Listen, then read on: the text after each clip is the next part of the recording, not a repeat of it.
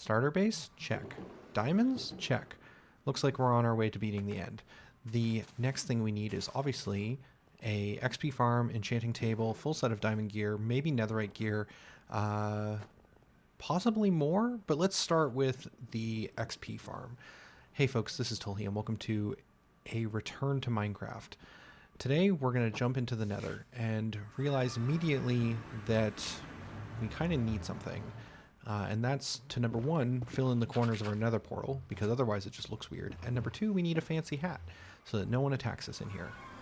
Now, the reason we're in the nether is because we need some soul sand, and there just so happens to be some right behind our nether portal. So, don't really need anything else here for now. I did do a little bit of gold trading with this piglin, but he didn't really give us anything of consequence. Heading back down to the skeleton spawner, I did come across this slime in our cleared out cave. I thought slimes only spawned in slime chunks, although maybe that's just an old mechanic and things have changed. Either way, I won't mind picking up a few slime balls. I'm sure they'll have some use at some point. With that distraction out of the way though, I continued down to the skeleton spawner and realized I was going to need access to the front of the base because that's where all my storage is.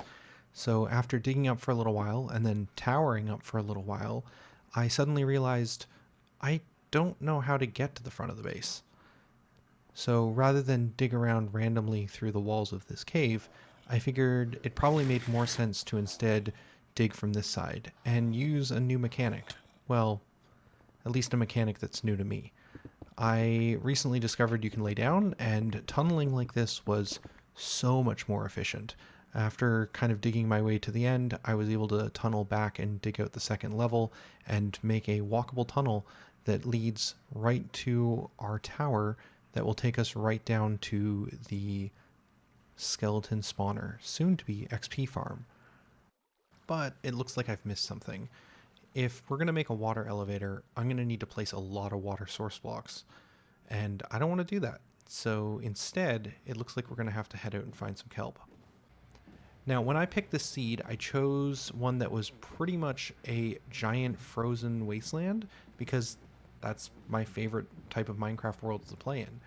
But that does mean finding kelp is not going to be easy. So we started heading west to see if we could find anything in this direction, and eventually stumbled across this igloo. And unlike the first one we had set up base in, this one has a secret. It turns out if you break the carpet here, there's a trapdoor, which I had not known about, probably common knowledge. But I hadn't known what was down here. I'd only saw that there was a trapdoor, and there seems to be a villager and a zombie villager.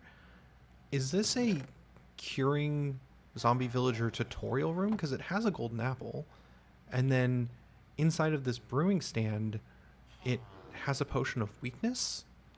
So I guess it's supposed to be teaching you to weaken the zombie villagers and then feed them a golden apple. And so I could do that, but I don't want to. I don't want to drag that villager all the way back. So instead we're just going to head back up and we're going to just close that door.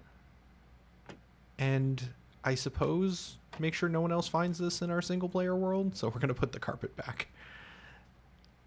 Heading further to the west, we do run across a village that we'd been to before. We did find this in our very first live stream.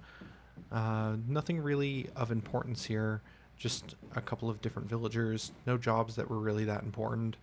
But if we continue further to the west, I did come across another village. And proceeding to loot all of this one, again, nothing that was really that interesting to us, except for in this one building, which does have something I didn't realize I need, but we might have to come back for. Heading even more to the west, eventually we came across this sea of icebergs. And deep in the water over there, I think I see a temple?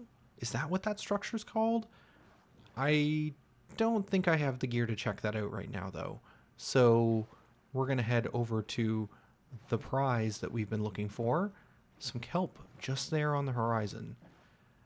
This was a fairly long journey, and I don't really want to come back out here again, so we're going to grab a bunch of this kelp, and then realize probably want to grab even more. And after we've picked all this kelp up, heading back, we find some more interesting structures underneath this like sea of icebergs, but I don't feel safe there, so we're gonna head back to base. Our storage was just in the hall, but we spend a lot of time in the farm, so I figured might as well move it all into here. And while we're in here, might as well try to make this place look a little bit nicer, but quickly ran out of deep slate, so we're going to need more of that from down near the XP farm.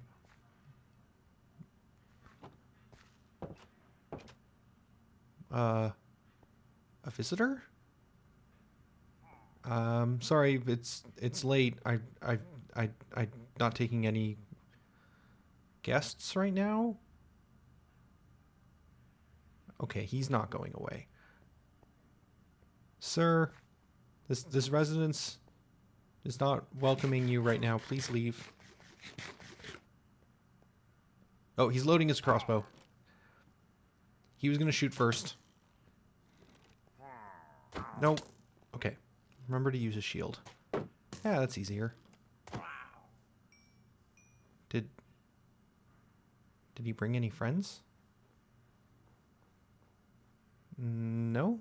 Okay, well, let's get back to building that XP farm then.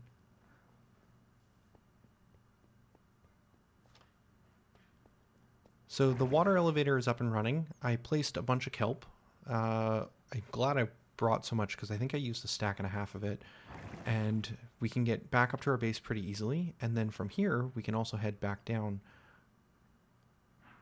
equally as easily. And with this setup, the only thing to do is to actually begin on building the XP farm itself. So I'm following a video tutorial, the first one I found on YouTube by a creator named Waddles, which that video will likely be easier to understand. So I'll leave a link in the description. But I'll still describe what I'm doing here. So we're building out 4 blocks away from the spawner on all sides, and then building 4 blocks down from the spawner, and then just clearing out all of this room. And then with a couple of slabs on top so that the mobs don't spawn on top of the spawner and just hang out, it's just a matter of making the space large enough so that we optimize to have as many skeletons spawning around the spawner as possible. Once we've dug a trench on this side where we will have an elevator that will send the mobs up, we can then start digging in to where we'll actually have the mobs drop back down from the elevator.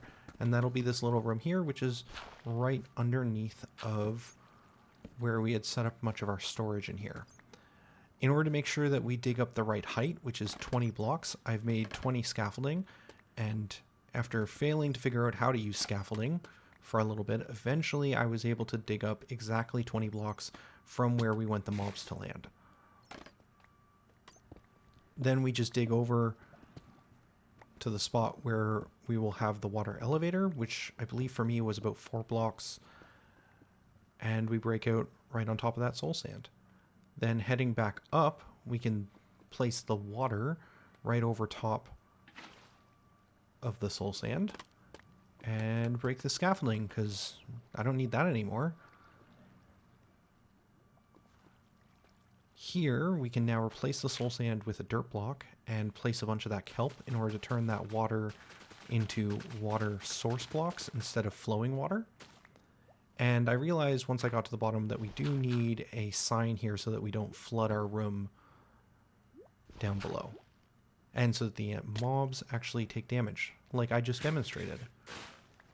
With the source blocks placed, we can now break this block so that the water runs all the way to the edge and place some soul sand, and that should be a working elevator.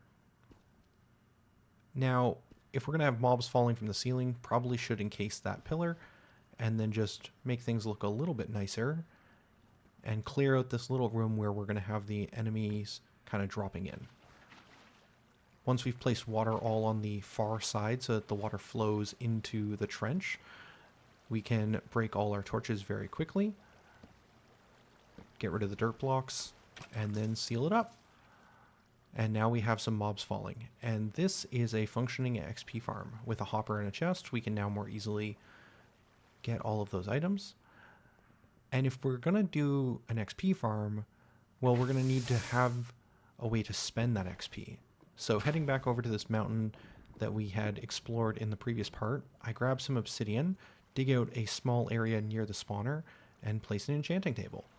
And then in order to make our lives a little bit easier, I'm just going to place some of these steps and then move all of our storage over to the left-hand side so that it's closer to the spawner, so that when we're moving stuff around in the storage, the spawner is always going to be activated. So while we're doing enchanting or just crafting, we will still have more mobs spawning. But we're still missing some bookshelves, and that'll have to be an adventure for next time. For now, though, this will be Tolhi signing out. Later, folks.